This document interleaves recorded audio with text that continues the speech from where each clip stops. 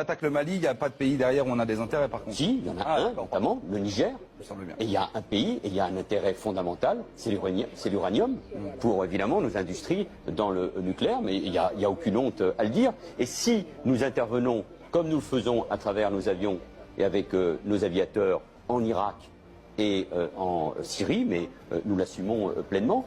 Chaque Français consomme 123 grammes d'uranium par an. Pour cet uranium, la France paie 7 € par Français par an, c'est-à-dire une somme dérisoire. Le Niger, lui, touche à peine 12% de la valeur de l'uranium exporté. Et ce pays est le dernier à l'indice de développement humain du programme des Nations Unies. Tout cela, au Niger, la France maintient depuis l'indépendance, depuis 1960, un système que à survie nous qualifions de néocolonial, par une mainmise politique et militaire sur le gouvernement. Depuis l'indépendance, la France a fait et défait les gouvernements. Chaque fois qu'un gouvernement du Niger demande un prix plus élevé de l'uranium ou bien demande simplement l'application des lois. Passe l'argent de l'or. Mais quand nous étions arrivés le 26 juillet 2023, combien de grammes d'or nous avons trouvé au Trésor national comme appartenant à l'État nigérien, donc appartenant à l'ensemble des Nigériens?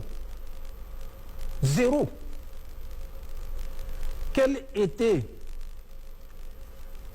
les bénéfices de la vente de l'uranium au profit des Nigériens? Rien. Au pire, les Nigériens ont bénéficié du cancer, de la pollution de leurs ressources hydriques et de nappes souterraines.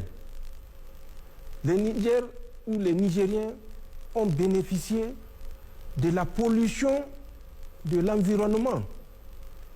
Donc, c'est un processus qui a duré plus de 70 ans que nous nous sommes évertués à défaire après l'avoir combattu avec l'arme intellectuelle, l'arme de la raison, l'arme du pragmatisme et l'arme de la dignité.